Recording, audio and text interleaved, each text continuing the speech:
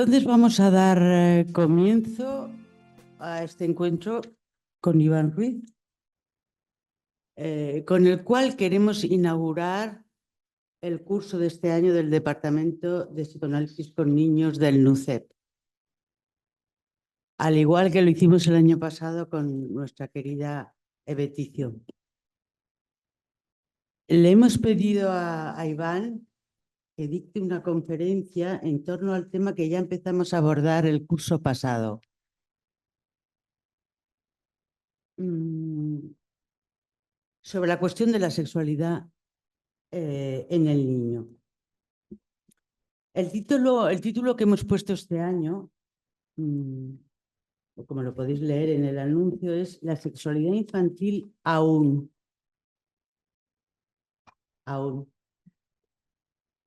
Aún es también el título de un seminario donde Lacan da un paso muy importante para poder abordar un tema candente hoy en día, que es la cuestión de la identidad sexual, la cuestión de género, si queréis.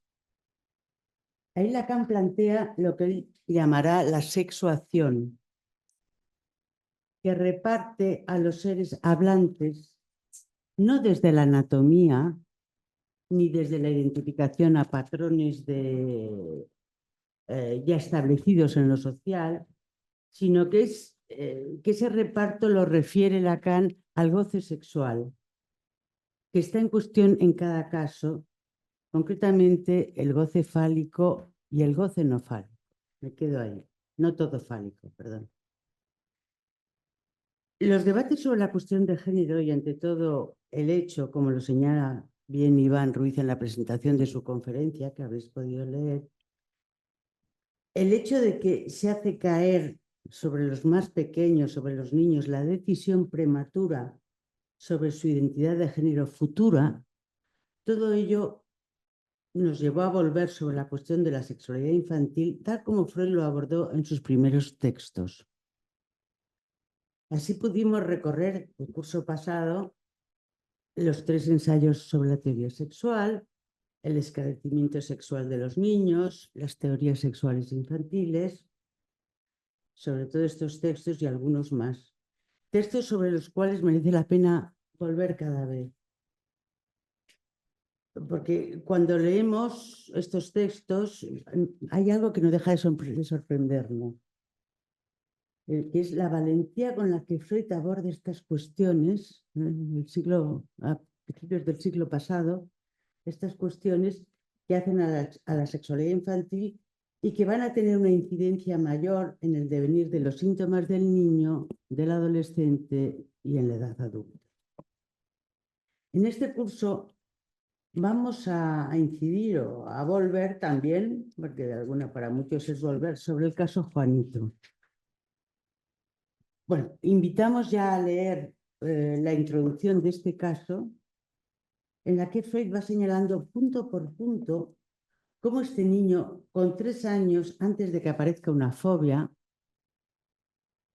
se ve inmerso en un mundo lleno de acontecimientos que le conmueven y frente a los cuales se ve obligado a posicionarse, a dar una respuesta, a intentar entender con los instrumentos que tiene en ese momento a su alcance, que son el acceso incipiente al lenguaje y también su propia satisfacción pulsional. Hoy Iván nos va a aclarar, entre otras cosas, como lo ha anunciado, sobre esta característica de la sexualidad infantil definida por Freud como perversa polimorfa, que justamente se le aparece a Freud para catalogar lo que muestra Juanito en sus primeros momentos del encuentro con lo sexual y con la diferencia de sexos. Por otro lado, la pregunta o hipótesis que nos animó a emprender esta investigación sigue para nosotros vigente, va a seguir este año. Esta era la pregunta. ¿Vivimos en la era del desvelamiento de la sexualidad en la infancia? ¿O más bien se trata de un nuevo velo que participa de un no querer saber nada de la pulsión, tal y como se presenta en la infancia? ¿Puede ser esta una de las formas en las que hoy se hace presente el descuido de lo infantil, tal como Freud lo planteaba justamente en sus 3 ensayos? Bueno, entonces, sin más, voy a dar la palabra a Iván, muchos conocéis, porque además tuvimos la ocasión de escucharle aquí el curso pasado, escucharle aquí una excelente conferencia organizada en el contexto del Seminario del Campo Freudiano, en la cita con la práctica, que llevaba por título Miedos y mentiras en la infancia, y que lo podéis encontrar todos en la biblioteca del NUCEP, en la biblioteca de vídeos del NUCEP. Entonces, Iván, para los que no le conocéis, es psicoanalista en Barcelona, es miembro de la Escuela Lacaniana de Psicoanálisis y de la Asociación Mundial de Psicoanálisis, es docente del Instituto del Campo Freudiano en España, es director terapéutico de la Fundación TEADIR y ha publicado varias cosas, pero 2 por lo menos, una que se titula No todo sobre el autismo y otras voces escritas. Sobre todo a Iván lo conocemos por su trabajo que lleva haciendo ya hace muchos años en el campo del autismo, pero él también nos puede decir cosas sobre el psicoanálisis en relación con los adultos y con los niños. Y una cosa más, en este curso vamos a estar presentes aquí en la sede, quizás en esta sala, en un sitio más pequeño, para que podamos, alrededor de una mesa, para que podamos trabajar, discutir, porque esto es un espacio de investigación. Y entonces vamos a continuar con el streaming, pero sobre todo invitamos a los que puedan venir aquí que vengan, porque la presencia es más fácil para trabajar. Bueno, gracias, Iván. Esperamos tu intervención. Muchas gracias, Carmen. Buenas noches. Primero tengo que agradecer la invitación del Departamento de Estudios de Psicoanálisis sobre el Niño. ¿No?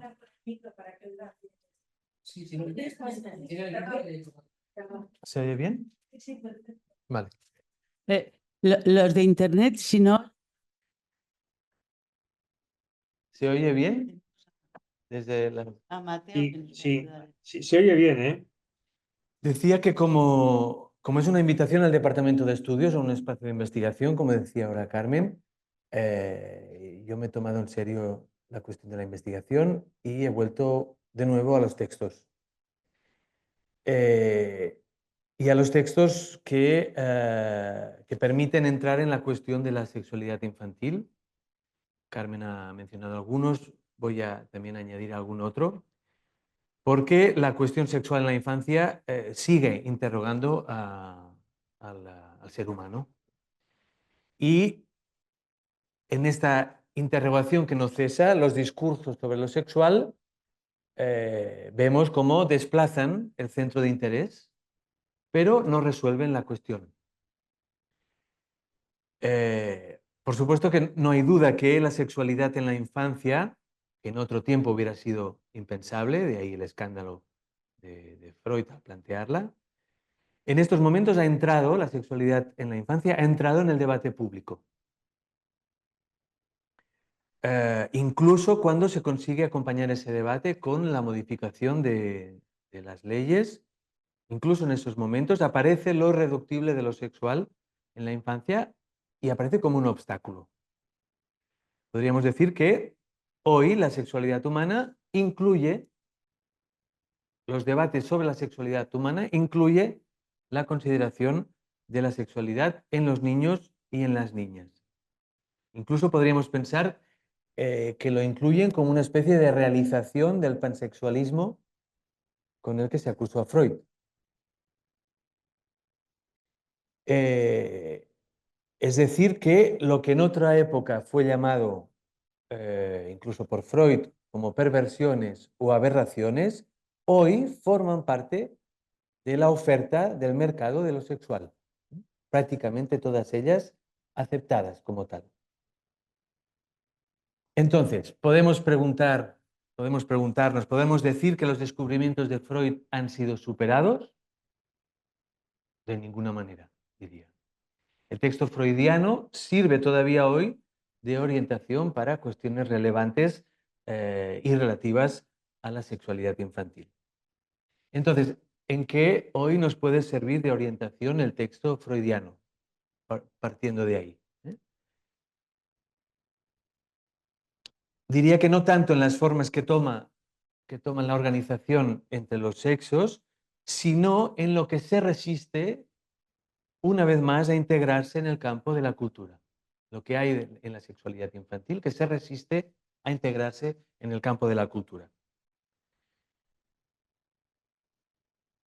Porque es con Lacan que podemos decir que eso que resiste a integrarse, en realidad es lo que Lacan llamó el real, por el hecho de que se resiste a ser subsumido en las organizaciones simbólicas e imaginarias.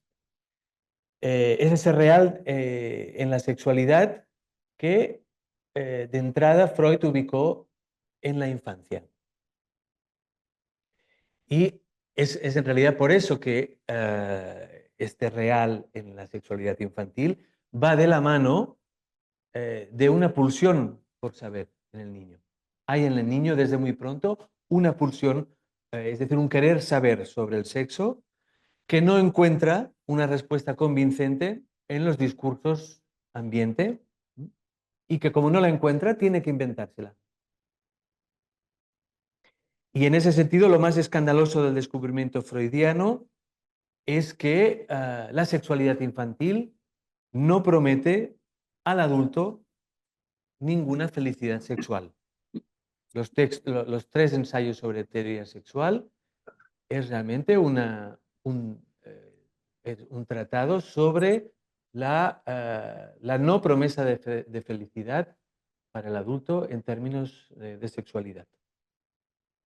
Entonces, bien, aquí hay una cuestión interesante a explorar en la historia del psicoanálisis, que es, que no deja de sorprender todavía hoy, cómo es que algunos postfreudianos, partiendo de los textos de Freud, llegaran a plantear finalmente, bajo formas muy diversas, lo que llamaron unos la armonía sexual, o la sexualidad completa, o la maduración del objeto. Encontramos diversas formas de plantearlo y cómo planteaban que el psicoanálisis podría contribuir a ello.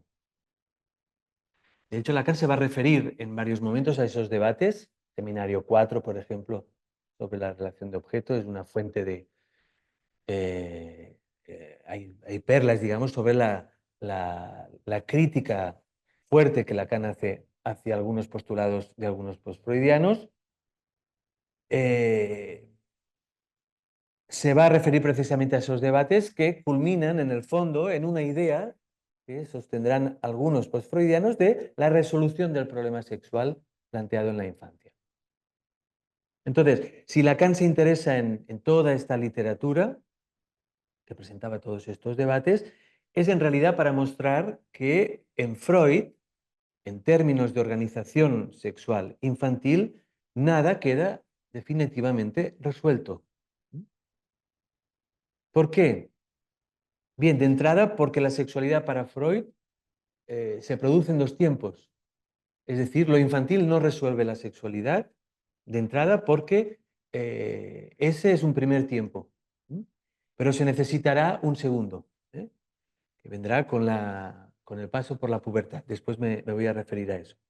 Pero en segundo lugar, esto no resuelto tiene que ver con el hecho que lo pregenital tampoco resuelve de ningún modo, sostendrá Lacan, la cuestión del objeto. Ahora, claro, sin este desarrollo sobre la cuestión del objeto en Freud, se entiende que él se encontrase finalmente en una posición algo vacilante en relación a lo esencial.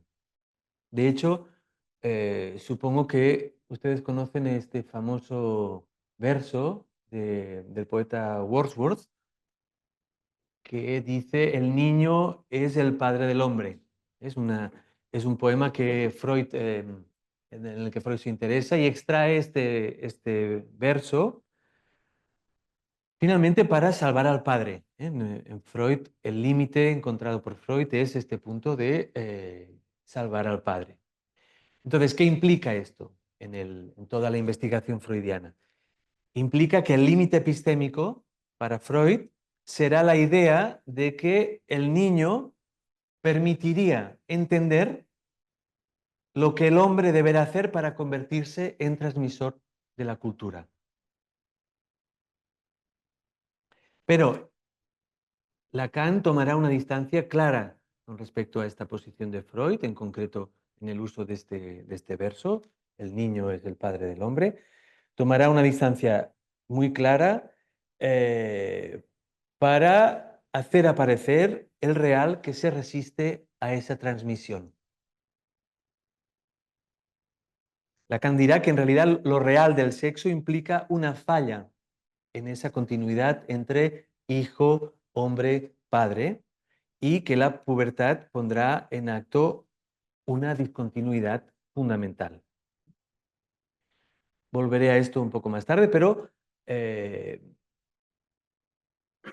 voy a seguir algo más con la cuestión central de la sexualidad infantil. Teniendo en cuenta que hoy es la inauguración del curso del Departamento de Estudios, bien, me permití extraer algunas cuestiones que quiero proponerles para el trabajo este año y que me parecen especialmente relevantes a la hora de estudiar hoy la sexualidad en la infancia.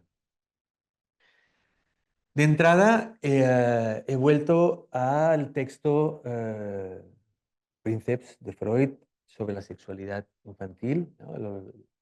El texto Tres ensayos sobre teoría sexual. Hay que decir que el término ensayo, es la traducción al español, el sentido de este término se desplaza algo más de lo que Freud en realidad planteaba con el término Handlungen, porque ensayo en español tiene se puede entender en ocasiones como un texto que plantea algunas conclusiones, que ensaya teóricamente sobre algo para presentar algunas conclusiones. El término en alemán, Abhandlung, mantiene una significación ligada a lo aproximativo, al abordaje. Sería más bien aproximaciones. Sería más bien 3 aproximaciones sobre teoría sexual, exactamente. Y en realidad el texto pone en acto lo que dice el título, el título que escoge Freud.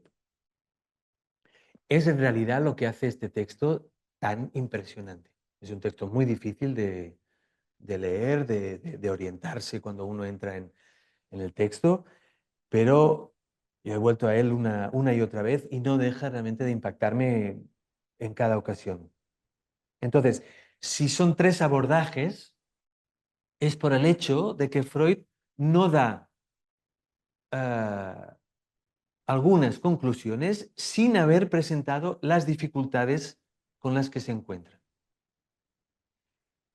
Justamente Eric Laurent, este fin de semana pasado en Barcelona, se refería a las estrategias de Freud, lo llamaba así, las estrategias de Freud en este texto.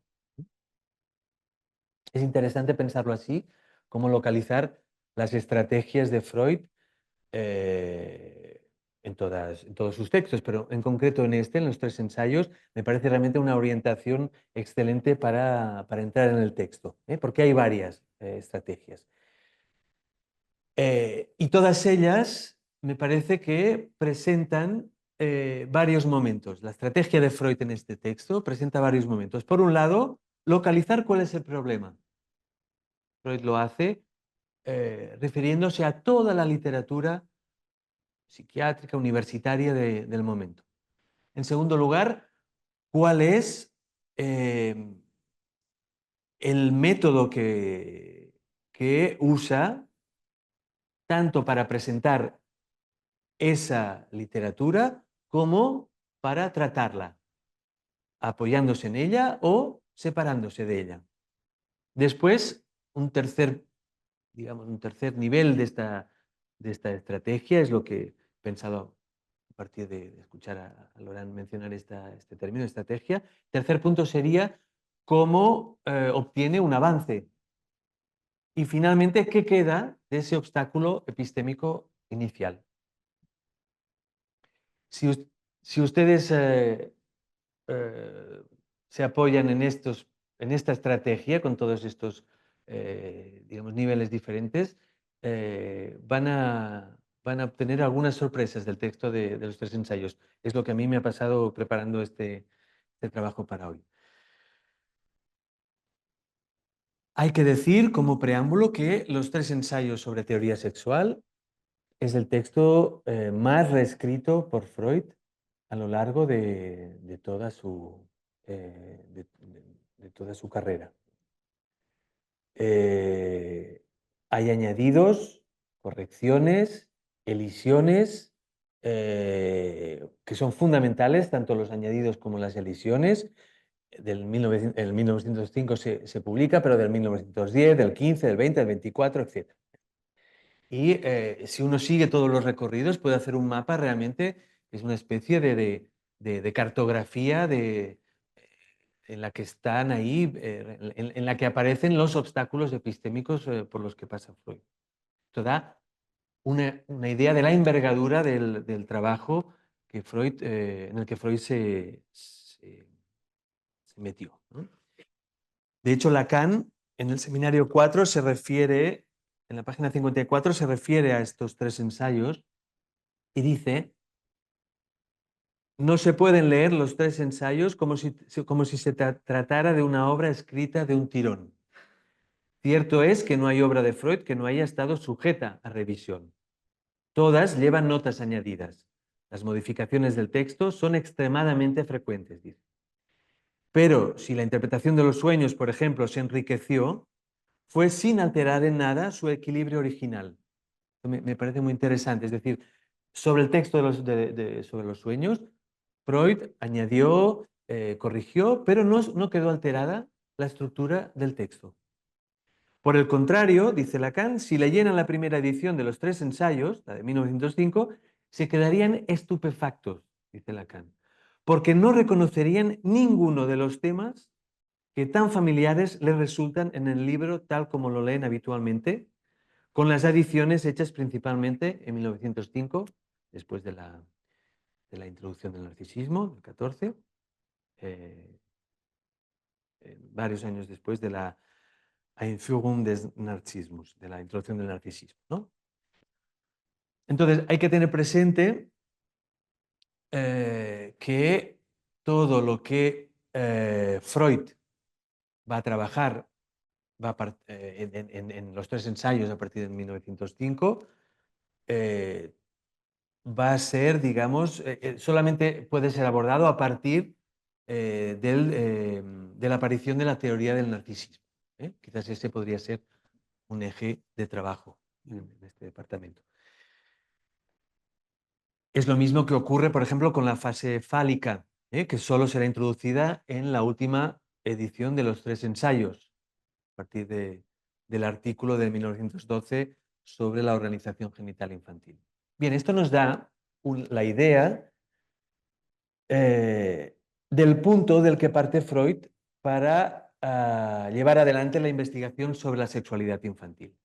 Esto es, el punto de partida son las conocidas teorías sexuales infantiles, de las que señala Freud su valor en tanto que dice malentendidos fundamentales consistentes en el hecho de que el niño no tiene ninguna noción de la vagina, ni del esperma, ni de la generación. Este es su principal defecto, dice Freud. Es decir, que las teorías sexuales infantiles vienen al lugar de un agujero en el saber fundamental en relación a cómo funciona la sexualidad en hombres, mujeres, en el cuerpo, digamos, en los cuerpos. Yo no he entrado en esta cuestión, puesto que Beticio, en la conferencia extraordinaria que hizo el año pasado, aquí hay ahí digamos, un recorrido que ya hace. Entonces, querría centrarme esta vez en lo que concierne al objeto. Por eso escogí estos dos significantes que Freud usa para referirse a la sexualidad infantil: perversa y polimorfa. Y con ello pretendo demostrar una vez más la vigencia del descubrimiento freudiano.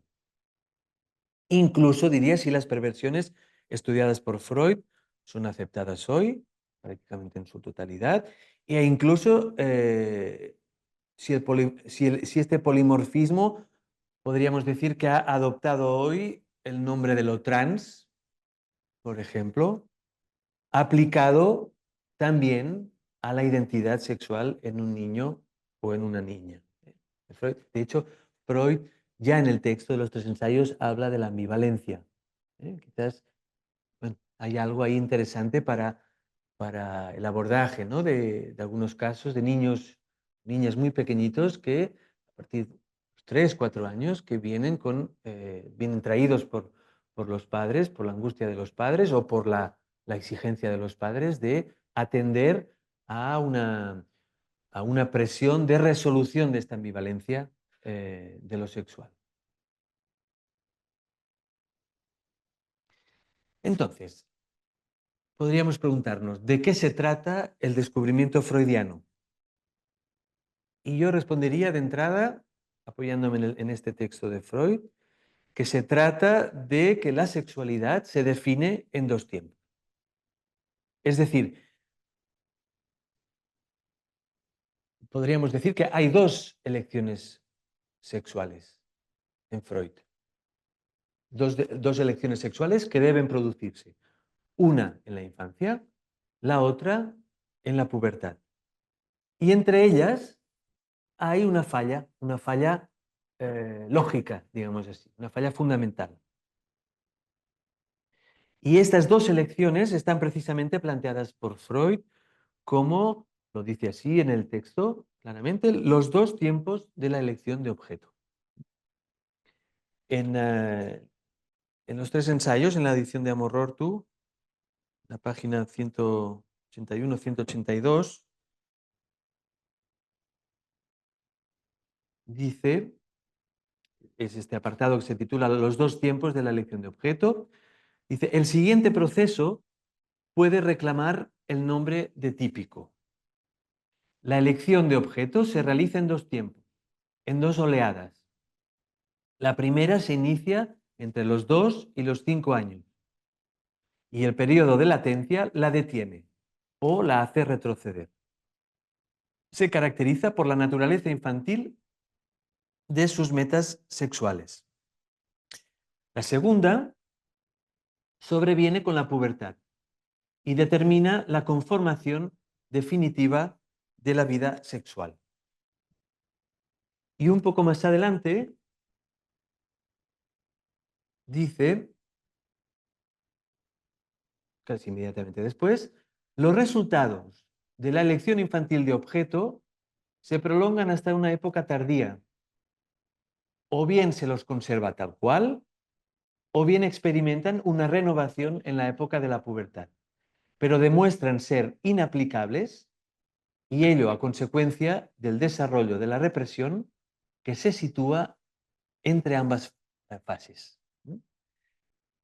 Este es el punto que quería señalar de entrada. Lo tenemos aquí, claramente. Primer momento, elección de objeto vinculada al otro primordial.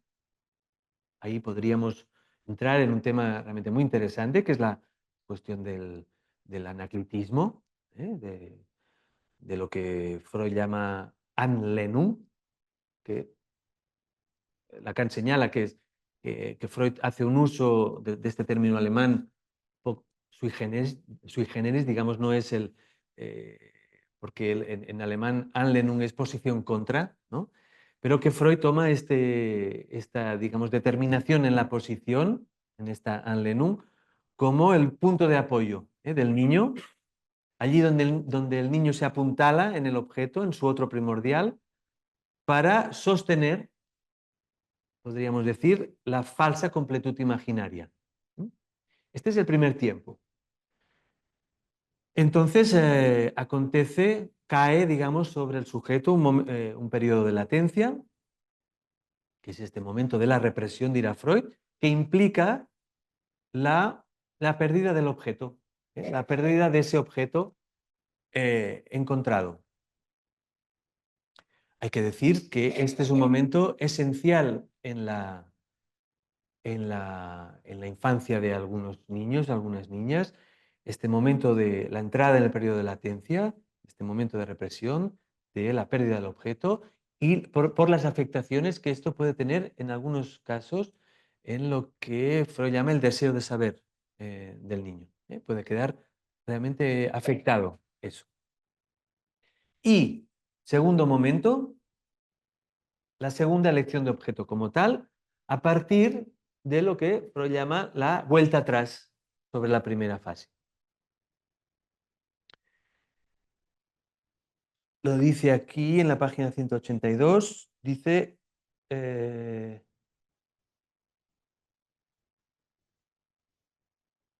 es el segundo tiempo, es donde tiene que renunciar a los objetos infantiles y empezar de nuevo como corriente sensual. La no confluencia, dice Freud, de las dos corrientes tiene como efecto hartas veces que no puede alcanzarse uno de los ideales de la vida sexual, la unificación de todos los anhelos en un objeto. ¿eh? Digamos, es lo que Freud señala como digamos, la experiencia más compleja para el sujeto en este segundo momento en el que debería recuperar el objeto perdido en la primera fase y donde no va a poder encontrar un objeto que unifique todos los anhelos. Entonces, es la falla que sitúa Freud en el intervalo entre el momento 1 y el momento 2, es precisamente esta falla, la de la represión que se ejerce sobre el objeto. Ese objeto elegido en el espacio familiar, primariamente libidinizado, en el sentido sexual de la libido, un objeto perdido, imposible de reencontrar en el momento 2. Es en este momento 2, lo decía al inicio Carmen, donde Lacan va a situar la sexuación. Es decir, en la elección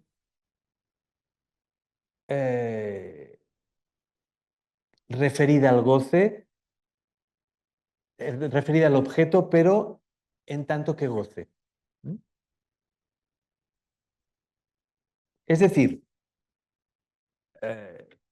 es en el seno de la familia donde, dice Freud, se elaboran las condiciones determinantes de la elección de objeto, pero en el momento en el que el sujeto está en disposición de reencontrarlo, el objeto que va a encontrar en la pubertad no coincide con aquel que es buscado. Es la problemática conocida, interesante en reseguir en el texto de Freud, también en el Seminario 4 de Lacan. El Seminario 4 de Lacan es una guía de lectura realmente para los 3 ensayos. Y, por supuesto, el curso de Miller, de Jacques-Alain Miller-Donck, es una guía de lectura del Seminario 4, que es una guía de lectura de los 3 ensayos de Freud. Es la problemática del Objektfindung, del reencuentro del objeto. Que por supuesto solo puedo dejar aquí apuntada y que hace decir a Lacan, en el Seminario 4, que, lo cito, la relación central de objeto, la que es dinámicamente creadora, dice, es la de la falta. El punto es fundamental. En la experiencia, dice Lacan, toda Findung, todo encuentro del objeto, nos dice Freud, es una Wiederfindung, es decir, un reencuentro, un encuentro del objeto de nuevo. Eso está en la página 55 del Seminario 4. Y dice ahí, en esta misma página, lo voy a leer porque me parece que es muy... Espera un minuto. Sí. Freud habla de reencuentro y Lacan habla de la falta, es con lo que se encuentra. Exacto. Sí, eso es. Exacto. Es en realidad una consecuencia lógica que extrae Lacan, ¿no? De que no hay este objeto, está perdido. Exacto. Allí donde Freud habla de discordancia entre el objeto encontrado primero y el objeto reencontrado después, ahí Freud habla de discordancia, Lacan habla ahí efectivamente de la falta. En la página 54 dice,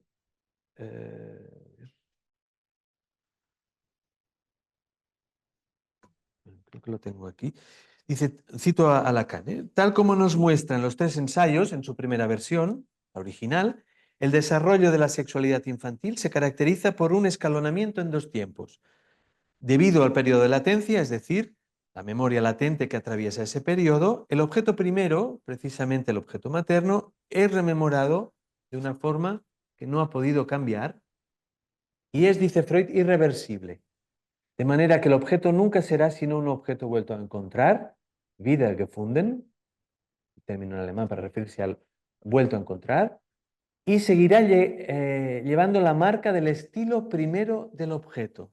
Esto me parece muy, muy interesante dicho así. Llevará la marca, es decir, podría resonarnos con la marca de goce, ¿no?, del estilo primero del objeto. Dice Lacan, siempre hay, por lo tanto, una discordancia, aquí está, del objeto recobrado con respecto al objeto buscado. Esta es la noción a partir de la cual se introduce la primera dialéctica freudiana de la teoría de la sexualidad. Casi podemos pensar que esta discordancia entre el objeto encontrado y el objeto vuelto a encontrar, de algún modo establece esta misma discordancia que Freud ubicaba entre el principio de placer y el principio de realidad. Pero Lacan dice, realmente, poniendo el acento sobre esta cuestión, que ese objeto reencontrado resulta discordante, dice, tendrá un papel perturbador en toda relación del objeto ulterior del sujeto.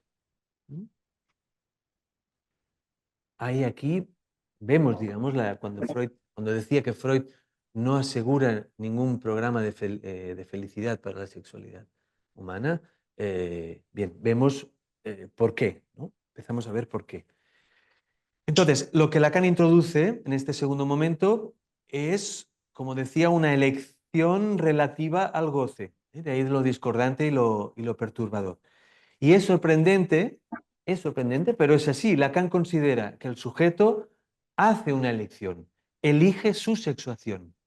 Por supuesto, de manera inconsciente, pero el sujeto elige su sexuación. Y lo hace a partir, como decía Carmen hace un momento, a partir de lo que se significa como falo.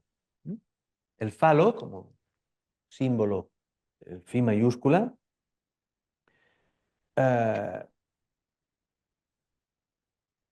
dice Jacques Lamillère en un texto que le recomiendo, en una conferencia que hizo en España, yo diría que incluso que fue en Madrid, Observaciones sobre padres y causas. Observaciones sobre padres y causas, creo que fue en Madrid, ¿no?, esta conferencia de Jacques Lamillère. Sí, exacto, en el volumen de Gredos está, sí, eso es. Bueno, allí extraje este modo de decirlo porque me pareció realmente muy, muy importante, ¿no? Añade algo que va en sintonía con lo que quería acentuar hoy, ¿no? Jacques Lamillère dice ahí, el falo como símbolo phi vale para ambos sexos como una condición de sexuación. Y añade, es decir, como una condición de desexualización. Entonces, bien, ¿cómo entender esta desexualización que se refiere Miller? Podríamos decir que en el sentido que de la misma manera que hay elección de objeto consciente, uno puede elegir como pertenecer a un hombre o a una mujer, eso está planteado ya por Freud, de manera decidida en los tres ensayos. Bien, de la misma manera que hay esa elección de objeto, Lacan dirá que hay una elección de identidad sexual. Ahora, esto no resuelve todavía la cuestión de la desexualización. Voy a llegar a eso. Pero es precisamente este punto en el que no hay para el psicoanálisis, podríamos decir, antinomia entre determinación biológica y elección. ¿Por qué no la hay?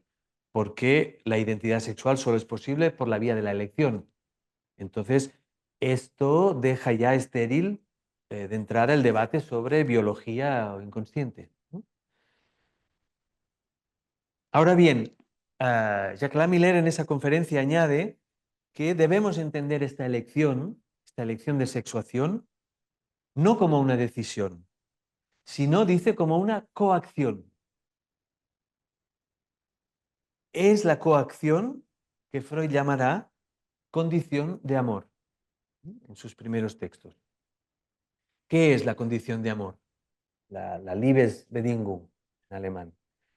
La condición de amor para Freud podríamos decir que es en realidad la fórmula que usa Freud para referirse a la relación del sujeto con el goce.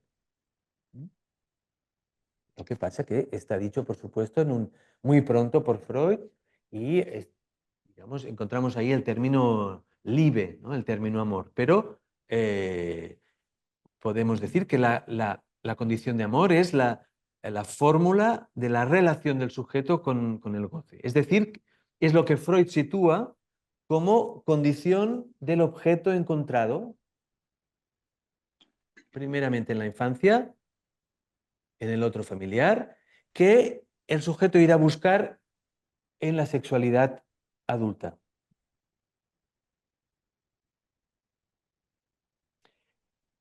Y ahí Miller dice algo que me pareció muy interesante y para la clínica, fundamentalmente, que es el hecho, dice Miller, de que el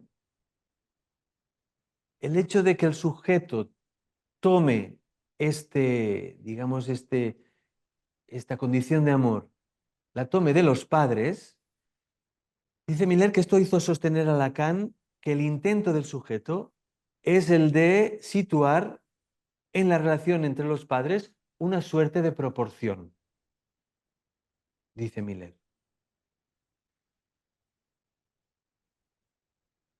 Y dice, yo esto no lo he podido encontrar, pero dice que si en algún momento Lacan habla de la proporción sexual, Lacan sostuvo que la proporción sexual no existe, pero dice Miller, si Lacan habla en algún momento de que la proporción sexual no existe, es en la familia, dirá Miller sobre Lacan. Entonces, ¿no sería esta proporción entre los padres, me pregunto, lo que el niño sostiene durante todo un tiempo hasta que algo irrumpe para contradecirla? ¿No?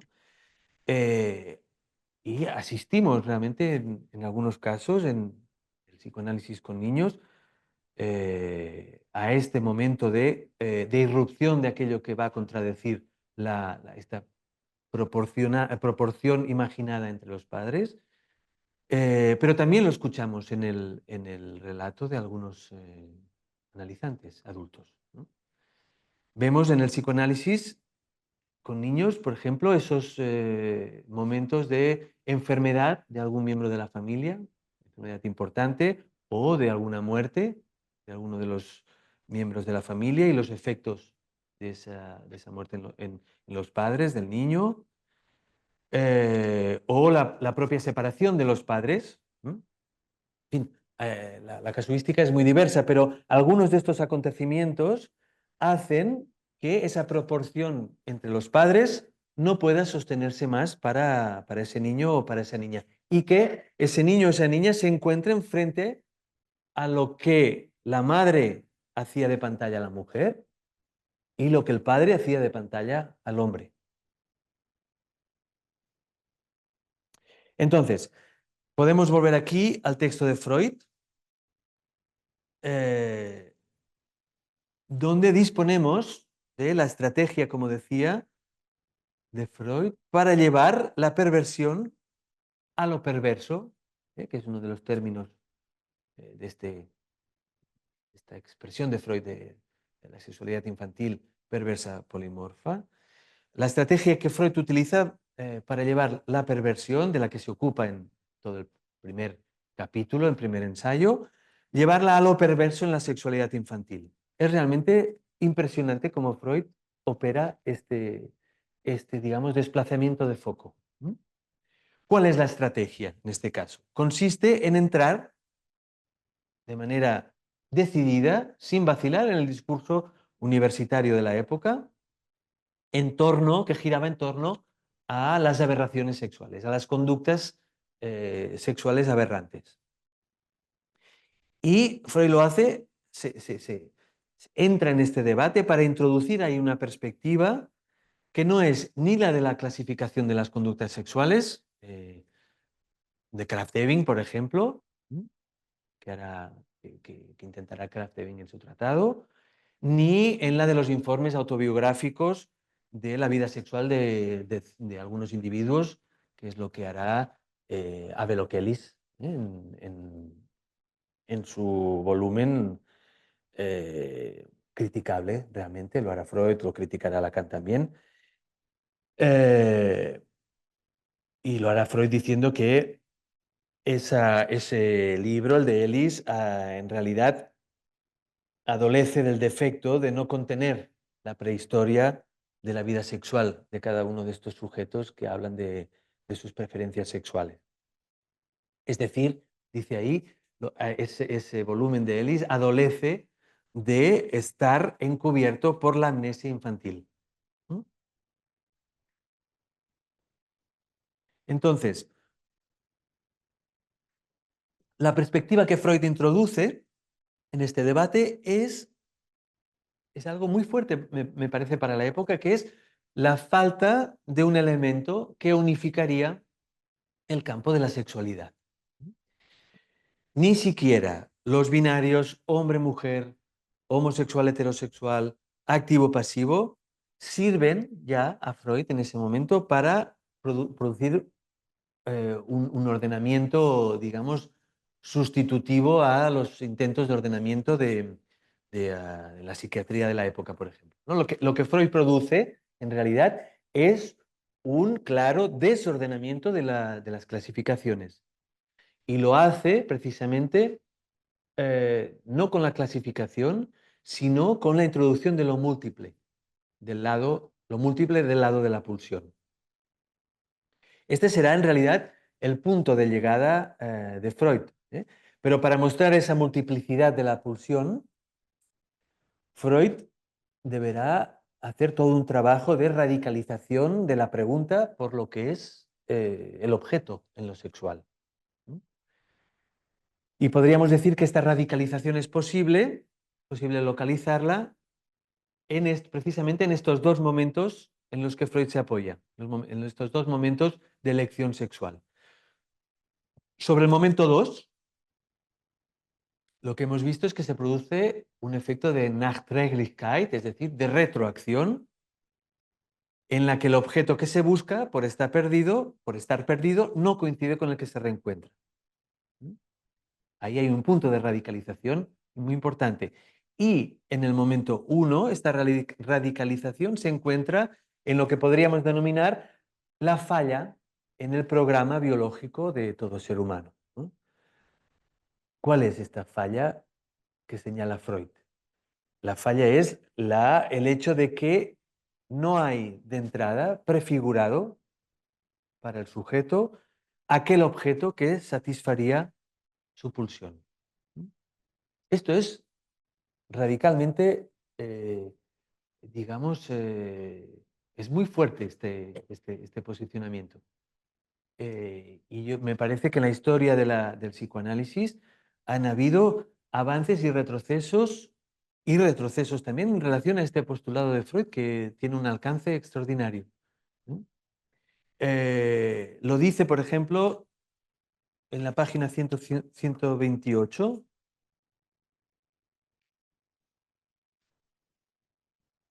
de los 3 ensayos.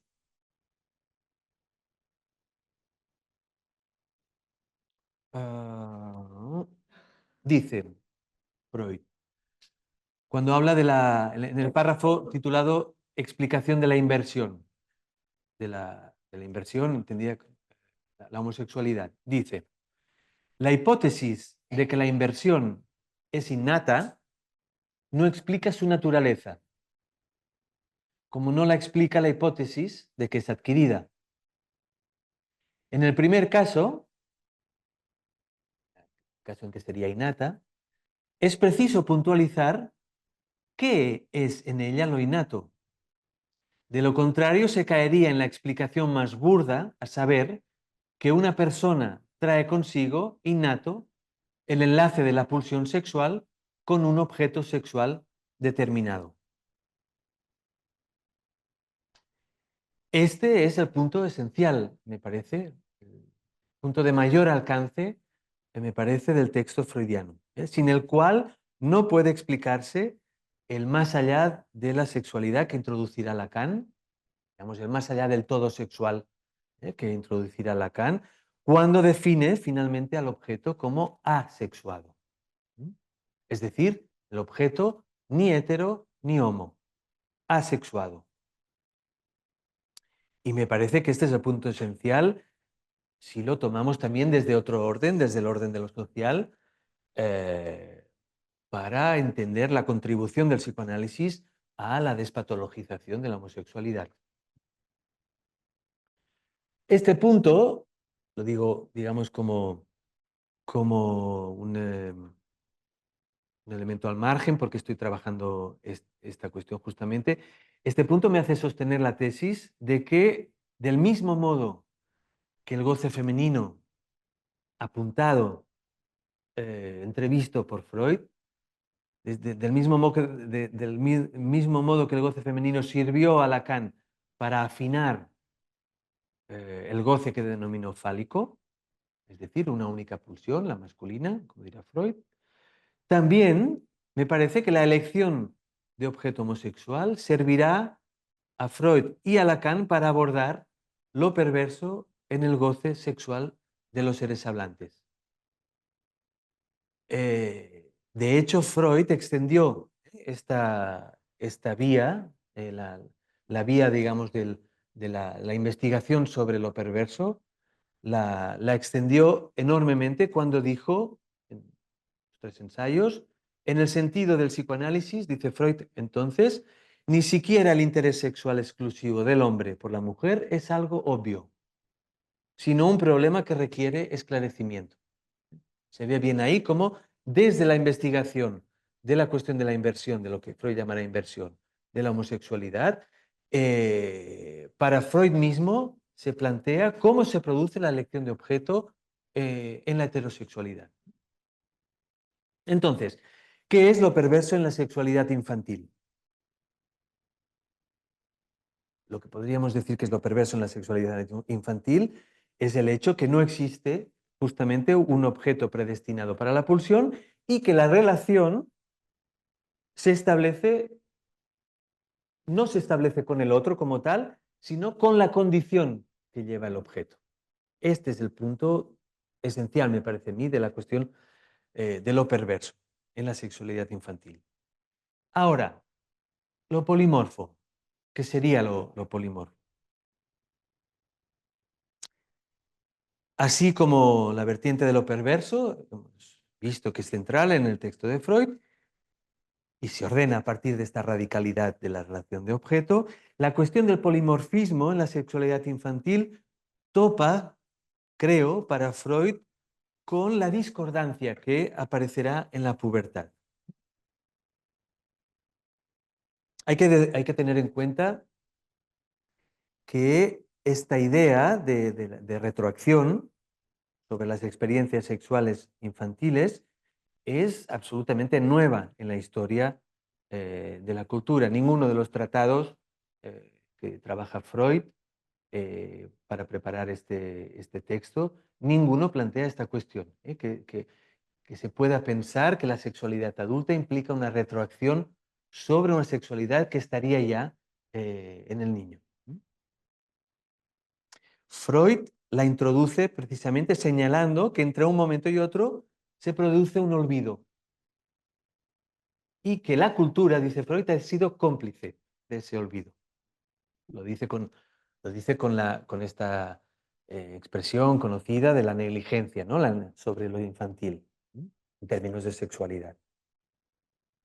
Y Freud aprovecha para decir que esta negligencia es causa de este fenómeno de amnesia. Entonces, notemos el alcance de este punto, puesto que desplaza la cuestión de la represión social, a la que Freud podrá eventualmente sumarse para explicar el fenómeno de la represión, pero lo que hace Freud es desplazarla a un momento anterior a toda represión social, al momento anterior, aquel en la que el rechazo hacia lo sexual no ha adquirido todavía una significación social. Y Freud enumera 3 ejemplos de esta significación social que vendrían, digamos, que vendrían a socorrer a este punto de rechazo hacia lo sexual previo a toda represión social. Y lo dice, esos 3 elementos son el asco, la vergüenza y la moralidad. Ahora voy a volver a esta cuestión. Entonces, este es el punto que quiero transmitirles. Es uno de los abordajes del texto freudiano, que es en realidad un eje que puede trabajarse de manera muy extensa siguiendo la enseñanza de Jacques Lacan. Si van a los 3 ensayos se van a encontrar con la pregunta de Freud por la satisfacción, por el placer, por supuesto, por lo que Freud sitúa como las zonas erógenas del cuerpo del niño, de la niña. Y lo que Lacan señalará sobre este punto es que Freud abandona la idea de una instancia unificadora del cuerpo sexuado del niño. Y se van a encontrar que en su lugar, en el lugar donde no hay la unificación del cuerpo sexuado, lo que hay es el cuerpo del infans pluralizado en diversas zonas erógenas, y cada una de ellas busca su propia satisfacción. Es decir, no es el sujeto, no es el niño que desde una instancia subjetiva que unifica el cuerpo va a producir el goce sexual, la satisfacción allí donde lo pretenda, sino que son las propias zonas erógenas que van a satisfacerse a sí mismas a costa del sujeto. Es este ejemplo que pone Freud en el texto de una boca que se besaría a sí misma, ¿no? Entonces, lo señalaba precisamente Éric Laurent el sábado pasado, decía que al contrario que producir un ordenamiento de la sexualidad, siguiendo el ideal de época, lo que Freud produce es una absoluta desorganización en el campo de la sexualidad infantil. Entonces, creo que el polimorfismo es en realidad la expresión de esta desorganización. O dicho de otra manera, el polimorfismo es la repetición de la satisfacción experimentada en el uno que constituye cada una de estas zonas erógenas. Pero hay una segunda consideración, que es en la que me quería centrar aquí, que es la que conviene hacer, me parece, para llegar a captar el alcance de lo que Freud denomina polimorfo. Lo encontrarán en la página 173 del texto de Freud. Dice, es instructivo que bajo la influencia de la seducción el niño pueda convertirse en un perverso polimorfo. Ahí está todavía la cuestión centrada en la seducción, que el niño sufriría, ¿no? Por parte de un otro. Entonces dice, es instructivo que bajo la influencia de la seducción el niño pueda convertirse en un perverso polimorfo, siendo descaminado, siendo dejado, digamos, por un camino que no es el que convendría, siendo descaminado a practicar todas las transgresiones posibles. Esto demuestra, dice Freud, que en su disposición trae consigo la aptitud para ello. tales transgresiones tropiezan con escasas resistencias, porque según sea la edad del niño, no se han erigido todavía o están en formación los diques anímicos contra los excesos sexuales, la vergüenza, el asco y la moral, dice Freud. Entonces, es muy interesante porque Freud sostiene la tesis de que el impacto de la seducción sufrida por el niño o la niña no se produce en un terreno vacío, sino que para que produzca efectos deben haber habido unas experiencias previas y diversas de excitación. Entonces, podemos ver aquí cómo Freud contrapone la uniforme disposición a todas las perversiones, que he leído, opone esto al polimorfismo de las disposiciones sexuales antes de la intervención de la represión.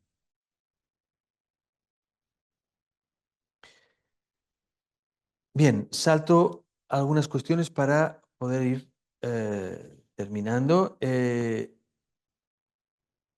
Entonces, lo central aquí, en lo que lo que quería acentuar, es esta discontinuidad entonces que aparece entre la sexualidad infantil y la entrada en la sexualidad adulta.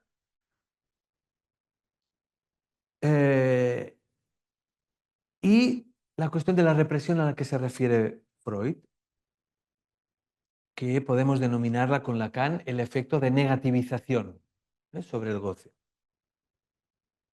Es la tesis fundamental que Freud mantiene desde 1905, que la sexualidad no puede entenderse sin el displacer. Esto es, a partir de una negativización de la satisfacción experimentada. Esta cuestión es la que me parece sumamente interesante en los tres ensayos, sobre todo en el segundo, sobre la sexualidad infantil.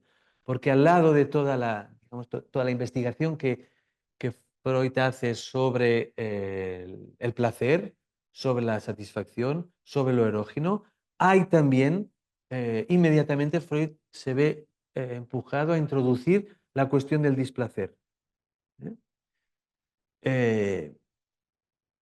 Y esto se traduce en la clínica, por ejemplo, en la elaboración que un sujeto puede hacer de su rechazo en el pensamiento frente a la irrupción del goce sexual, experimentado en un momento de su infancia. Y no necesariamente este rechazo se produce en el pensamiento inmediatamente después de haberlo experimentado, de haber experimentado este displacer. Vemos como algunos sujetos en un análisis reelaboran a lo largo de su experiencia analítica, reelaboran algunas experiencias vividas, produciendo una nueva satisfacción que en algunos casos puede entonces devenir traumática. Es decir, que lo traumático no es tanto el hecho en sí, el hecho vivido, sino es la significación que se le da. Y eso puede ocurrir tiempo después de haber pasado por esa experiencia. Podemos escuchar también en el testimonio, ¿no? en algunos analizantes, algunas inhibiciones frente al acto sexual. A pesar de que hay que decir que esta expresión, acto sexual, va a ser profundamente criticada por Lacan, puesto que dirá que no hay acto sexual en la medida en que a través de la relación sexual no se engendra en el sujeto ninguna certidumbre. Por eso no hay acto sexual. Pero lo que vemos en algunos casos es cómo algunas de estas inhibiciones en la escena sexual son relativas a la irrupción precoz del goce sexual en la infancia. Es decir, casi podríamos sostener la hipótesis de que cuanto más precocidad en lo sexual, más afectaciones en la vida sexual adulta. Por supuesto, de diversos modos y en cada caso distinto, ¿no? Pero en suma podríamos decir que esta articulación entre sexo y afecto de displacer está planteada claramente por Freud desde muy pronto. Entonces,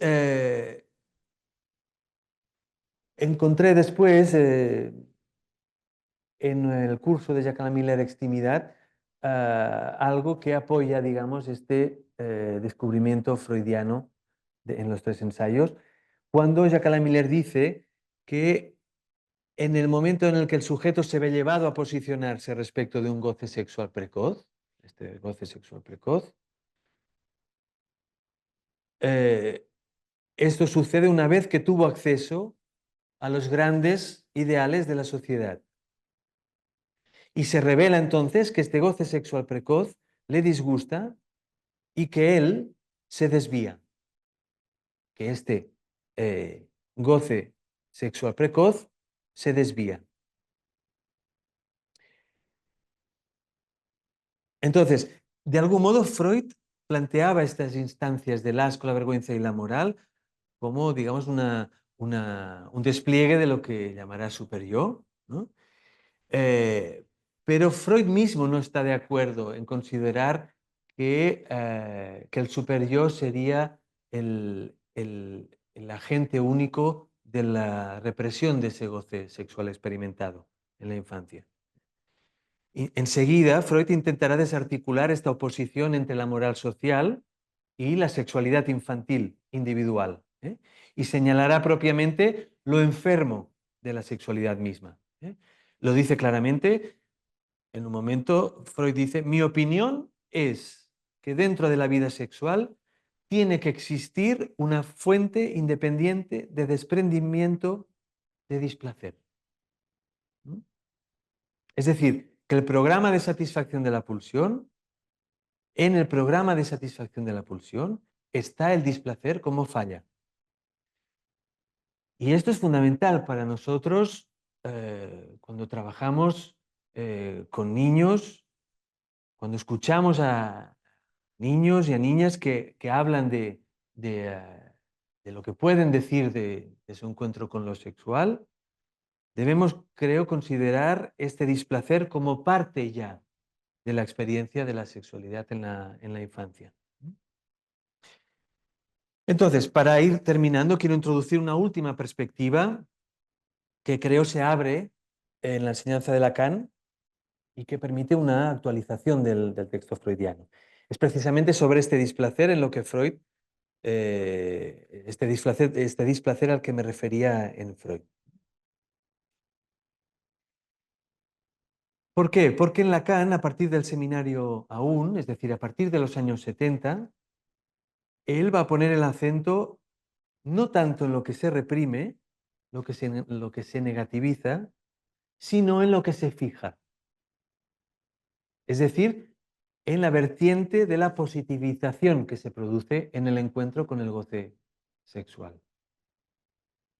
Esa fijación de goce, podemos decir, implicará su repetición como condición, casi como coacción, como decía Jacques Miller, para lo sexual. Es esta condición la que permite una elección entonces. A la vez, y esto es lo más importante, me parece, a la vez que el rechazo de esa experiencia se mantiene. Es decir, hay fijación de goce a la vez que rechazo. Esta perspectiva en realidad me parece que resuelve la intuición de Freud cuando buscaba Freud incluir en la sexualidad esta, como decía Freud, fuente independiente de desprendimiento de displacer. Y sobre este punto les recomiendo que sigan el desarrollo, parece interesantísimo, de Jacques Miller, que hace en su curso Sutilezas Analíticas. No voy a entrar en eso ahora, pero ahí, en este curso, Miller se refiere al invento de Lacan, al objeto A como el mayor invento de Lacan, que es el objeto que atrae para sí, dice Miller, lo abyecto, el objeto de aversión, de asco, de repulsión, dice Miller, que al mismo tiempo constituye el plus de gozar.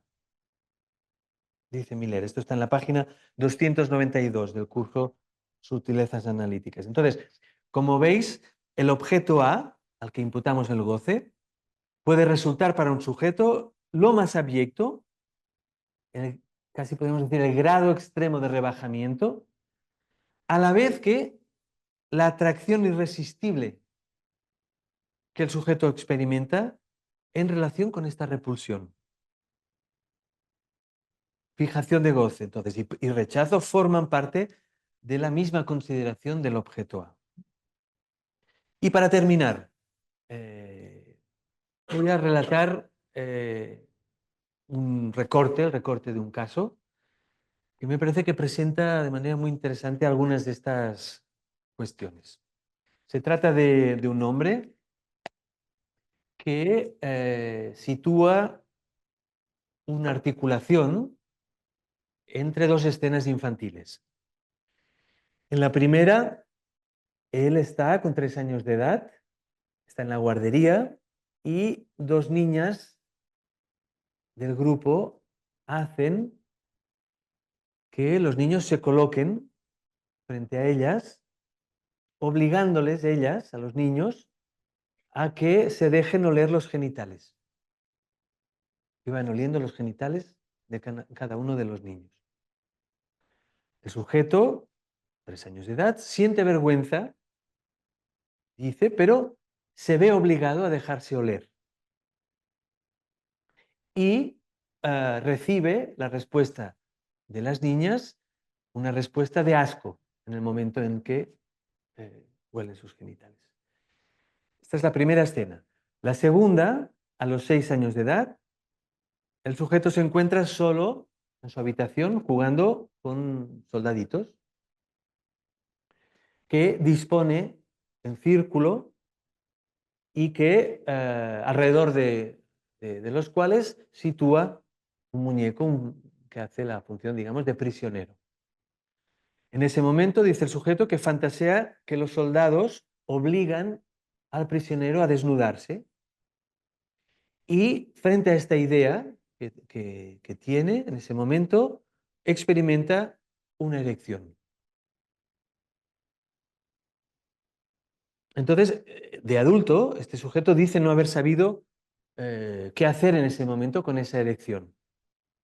Y la respuesta siguiente tampoco la entiende porque empezó a correr en círculos por su habitación desnudo.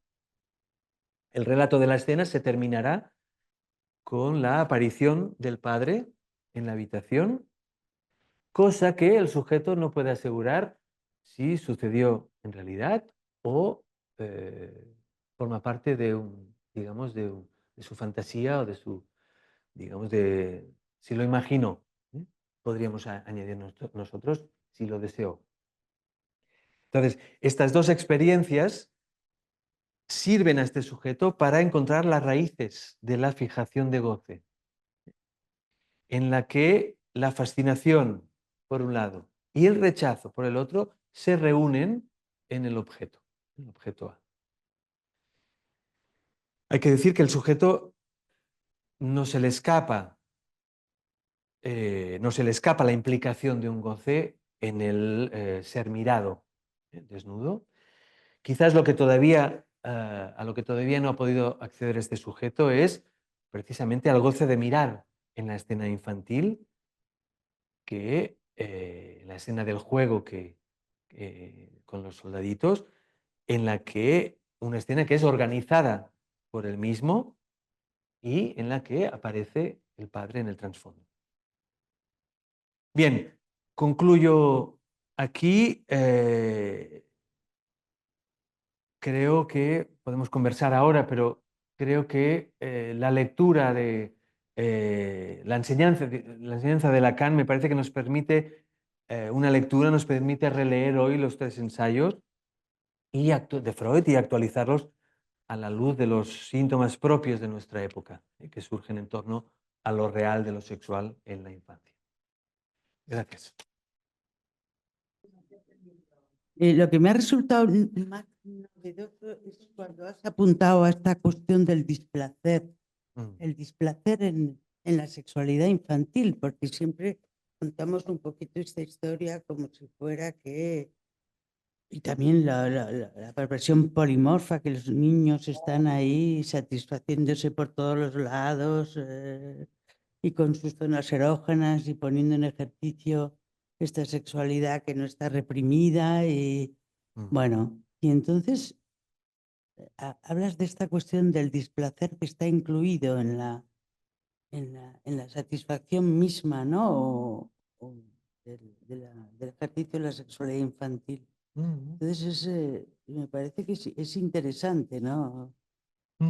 Corta un poco la idea esta de que bueno, también de que los niños son felices o que gozan, no ya que son ni siquiera felices, que gozan con esto, con lo otro, con lo oral, con lo anal, con la mirada, con la voz. Entonces, es muy interesante, ¿no? Que aparezca esta cuestión, ¿no? Estoy buscando un momento donde Freud esto de una manera muy determinante, ¿no? La idea de que el niño estaría satisfaciéndose en su erogeneidad, creo que es una fantasía del adulto. Digamos, es la fantasía que remite al objeto perdido, ¿no? Pero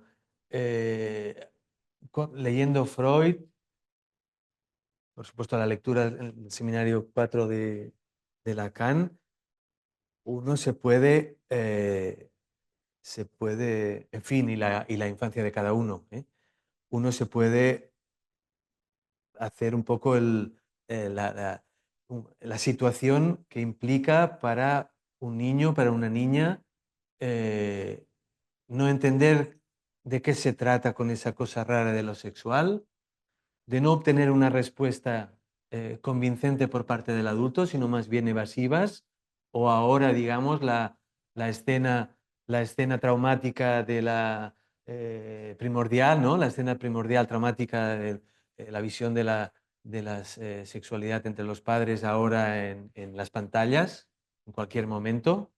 Ya no hace falta desplazarse hasta la habitación de los padres. Y finalmente una serie de experiencias que de entrada podrían parecer todas relativas al campo del placer, pero si estudiamos el caso de Juanito, ¿no? Como vais a hacer, se ve ahí bien ahí cómo la experiencia de Juanito es tremendamente angustiante. Tiene que montar toda una fobia para soportar esos signos que aparecen en su órgano, ¿no? Entonces, todo esto da una idea que en realidad la experiencia sexual infantil es realmente laberíntica. Cuanto menos. Cuanto menos, sí. A ver si lo encuentro y os lo... Amanda. Bueno, muchas gracias por esta conferencia extraordinaria que has dado, que muestra hasta qué punto con Lacan se puede decir a Freud cosas que dijo, pero que a veces pasaron desapercibidas, y esa lectura minuciosa que tú haces del texto de Freud, ya con el bagaje de Lacan, hace que el texto de Freud se potencia aún más, y que está esta cuestión de que no hay un objeto predeterminado para la pulsión, es la raíz de la tesis de la relación sexual imposible de Lacan. Exacto. Hay un hilo que se puede establecer de un extremo a otro, ¿no? Entonces, la pregunta que te quería hacer es relativa precisamente a la actualidad, porque tú muestras muy bien estos dos tiempos que están en Freud, la discontinuidad de la latencia, el reencuentro del objeto, etcétera, etcétera. Pero ahora, que hasta llega a ser una preocupación de la salud pública, porque hoy escuchaba en la radio, lo he escuchado varias veces, un comentario que decía, ahora los niños ven pornografía desde los 8 años, es decir, en lo que clásicamente era la latencia. Y los padres ni se enteran, y no, el 80% de los padres no saben o no creen o no piensan que sus niños de 8 años miran pornografía por internet. Entonces, esto de mirar pornografía a los 8 años cortocircuita completamente el esquema freudiano de la latencia y del y de la pubertad como el redespertar de la sexualidad infantil. Entonces, ¿cómo entender este cortocircuito? ¿Cómo elucubrar un poco acerca de las consecuencias en la sexualidad de esos niños y de esos futuros adultos, digamos, cuando esta experiencia del exceso con la mirada y con el cuerpo es tan precoz? Tú decías, a mayor precocidad, mayor dificultad después, ¿no? Entonces, ¿cómo pensar este fenómeno de que los niños a los 8 años miren pornografía en las coordenadas de esta época? Si pudieras decir algo más al respecto. Sí, es la misma problemática es la misma problemática que se plantea en relación a la precocidad en la elección de una identidad sexual. Es decir, que lo que el psicoanálisis puede aportar en todos estos debates está ya planteado por Freud, es decir, que un sujeto necesita tiempo y es un tiempo cronológico, desde luego, pero es un tiempo lógico también, porque la sexuación que el sujeto va a elegir debe producirse como reescritura de un elemento de algún modo ya encontrado antes. Entonces, todo lo que venga a caer en este momento de latencia, que es el momento, es el margen de posibilidad para producir una reescritura, es este periodo de latencia. Todo lo que venga a caer ahí va realmente a producir efectos que pueden ser realmente muy, muy complejos, ¿no? Para la vida de un sujeto, para la vida, en concreto la vida sexual, ¿no? La cuestión de la pornografía, del acceso a los niños a la pornografía, eh, es un, es un tema fundamental que me parece que yo de algún modo, es complejo pensarlo, pero de algún modo creo que eh, es, digamos, la nueva versión, como decía, de la escena primordial eh, a la que Freud se refiere cuando un niño encuentra digamos, a los padres en el momento eh, de la cópula, ¿no? Que la cuestión ahí es que la pornografía, si el sujeto la hace solo, si el acceso a la pornografía se produce solo, eh, lo que me parece que ahí, la dificultad que ahí se produce es que ahí no hay ningún discurso que pueda venir a socorrer al sujeto en ese momento. Discurso, digamos, establecido que pueda venir a socorrer al sujeto de eso, ¿no? Y entonces la pornografía me parece que aparece en la vida de un sujeto fundamentalmente bajo la lógica o bajo la forma de de la dominación y del que domina y el que es dominado. Esto me parece un elemento realmente muy delicado, porque no estoy hablando digamos, del sadomasoquismo, ¿eh? Estoy hablando, digamos, de la visión de un sujeto de que un cuerpo se somete a otro, bajo formas muy diversas. ¿Por qué? Porque en la vida sexual de cualquier adulto, sea hombre o sea mujer, eh, para prestarse como objeto en el acto sexual al otro, y eso puede ser en un momento de una manera, de otra, uno u otro, no puede quedar eso reducido al discurso de la dominación, porque entonces eso se vuelve ¿Qué es realmente lo que pasa? insoportable. ¿Qué es lo que pasa Ujú, hoy en día? ujú, ujú. Entonces, bueno, hay digamos, una articulación posible, que sería para estudiar, entre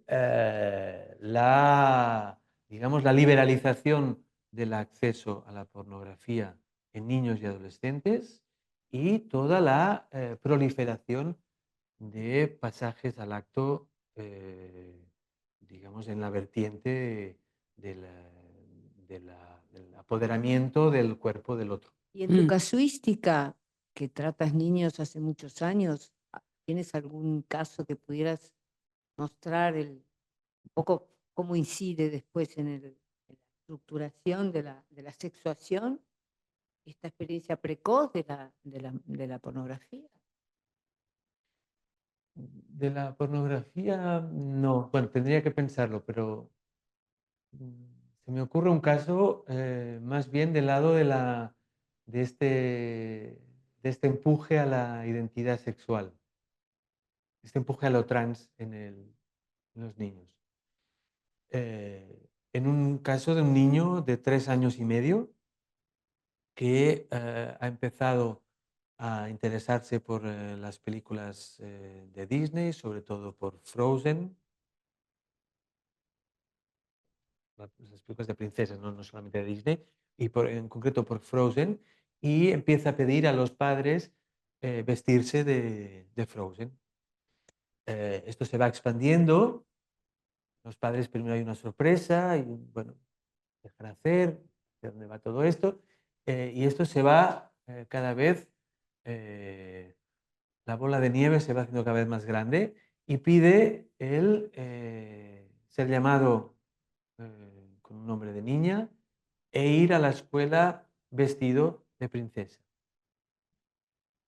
Entonces ahí ya aparece la angustia de los padres, no tanto en relación con lo que plantea este niño, con 3 años y poco.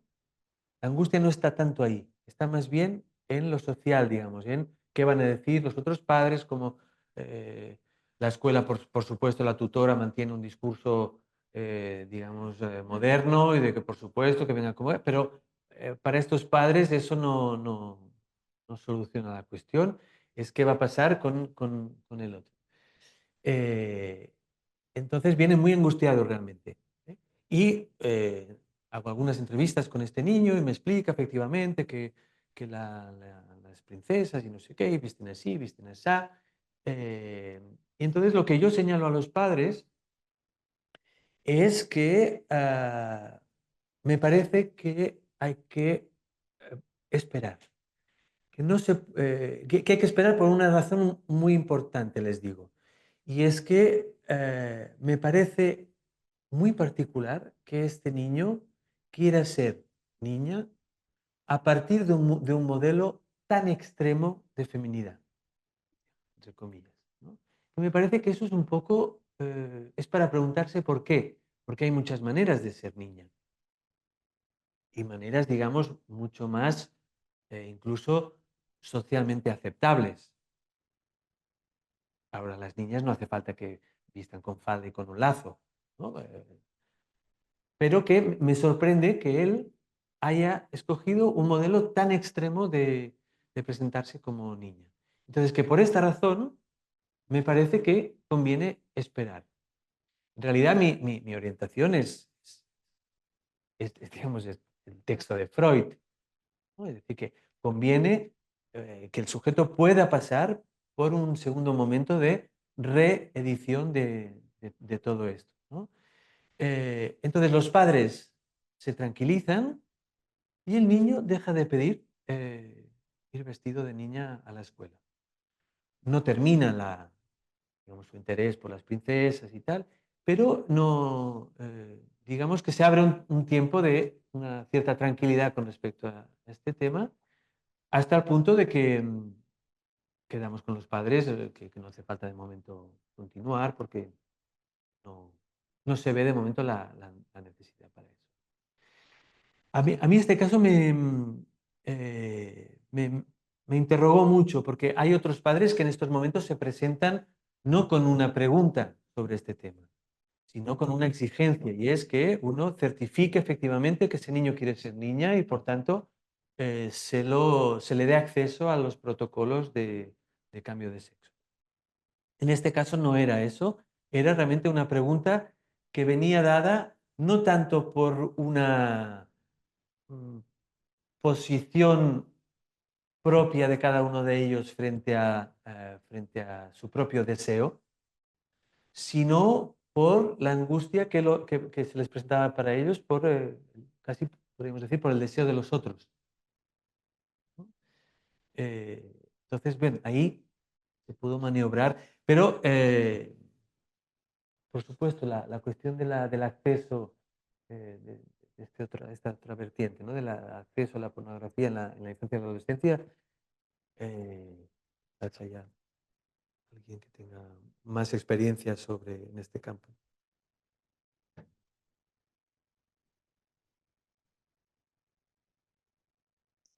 Bueno, muchas gracias por la conferencia. Habían como dos cosas que quería preguntarte, ¿no? Porque cuando empiezas a hablarnos, ¿no? De esas dos fases, el objeto perdido, ¿no? Que Freud lo llama también como la elección amorosa, rápidamente unes ahí el objeto perdido como un objeto de goce y como un objeto de amor, ¿no? Y, y además introduces, que lo dice Lacan, que la necesidad de que haya esa falta, ¿no? Pero lo pensaba que esto es un desarrollo, vamos a decir, en algo neurótico, ¿no? Porque ¿qué pasa si no hay condición de amor? O no siempre está el amor y el goce, o siempre está, ¿no? Mi pregunta es esa, ¿no? Si, la verdad que nunca lo había pensado, es como que había pensado el objeto de amor, pero claro, tú has introducido también el objeto de goce en esos dos momentos que parece bastante obvio, pero quería pensarlo si lo podemos puntualizar en la estructura de la neurosis o en todo ser hablante, ¿no? Esa era como la primera pregunta. Y luego otra, porque a lo mejor no, o sea, no entendí cuando tú hablabas de la proporción sexual de los padres, que decías como que hay una pantalla que el niño, si pudieras hablar más, porque cuando estabas hablando de esa proporción, como que el niño de repente ve la proporción sexual de los padres y explicaste algo, no sé si era como que hacía síntoma o hace algo delante de esa proporción. Yo ahí me perdí un poco, por si podrías desarrollar esa parte un poquito más. Gracias. Sí, es fundamental esta cuestión que planteas, la problemática de todo esto para el campo de la psicosis. Porque si lo tomamos desde la vertiente del objeto, de la falta en el objeto, efectivamente lo que encontramos en la clínica de la psicosis es que el sujeto no puede responder precisamente a esta falta del objeto. Y la cuestión entonces es si puede amar. Las grandes dificultades para el amor. Porque la experiencia del objeto articula de algún modo amor y goce y, por supuesto, deseo. Con lo cual, si ese objeto no puede faltar, lo que encontramos es, casi diría, la condición absoluta del objeto. Aquí habría que distinguir incluso en las manifestaciones, toda la fenomenología, digamos, de la perversión en la psicosis, pero creo que la condición absoluta del objeto eh, podemos encontrarla también en la psicosis propiamente. Es decir, eso lo vemos en los niños, por ejemplo, que vienen acompañados del otro, del cual no pueden separarse. Es decir, el amor, el amor, el deseo y el goce no funcionan en su articulación, puesto que lo que hay es el cuerpo del otro del que no pueden separarse. Y bien, vemos en algunos casos cómo eso en la edad adulta va a representar una gran dificultad para algunos sujetos psicóticos en la relación con el otro, ¿no? Con el otro sexo o con el mismo sexo, pero en realidad la gran dificultad es cómo, cómo relacionarse con lo otro como hetero. Esta va a ser la gran cuestión y el sujeto incluso va a quedar en la edad adulta pegado a ese otro con el que a la madre muchas veces o a otros miembros de la familia, ¿no? Como condición absoluta. Me ocurre decir eso, habría que pensarlo bien, mejor. Sobre esta cuestión de la proporción sexual entre los padres, que he tomado de Jacques Alain Miller, creo que este punto es muy interesante también para la clínica con los más pequeños. Yo tomé esto para referirme a esos momentos en los que un acontecimiento que puede ser muy variado afecta a la idea de completud de la pareja parental. Y que a partir de un momento dado el niño o la niña no puede ver más a sus padres como padre, como madre, sino lo que aparece es el hombre que hay detrás del padre y la mujer que hay detrás de la madre. Ese momento, clínicamente, puede situarse en algunos casos, es sumamente interesante, sumamente importante. Bueno, sí, se nos ha hecho tarde.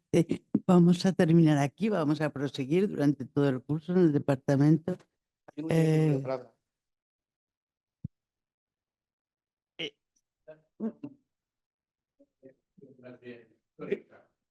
Brevísimo. Es sobre el texto, tres ensayos.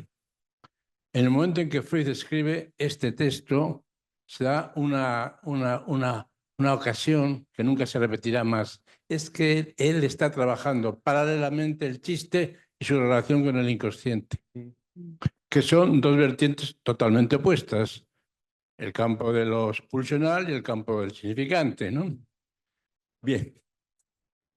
Eso por una parte, que luego haré la pregunta respecto a esto, pero lo que aparece cuando usted habla es que, digamos, con los tres ensayos se abre algo nuevo.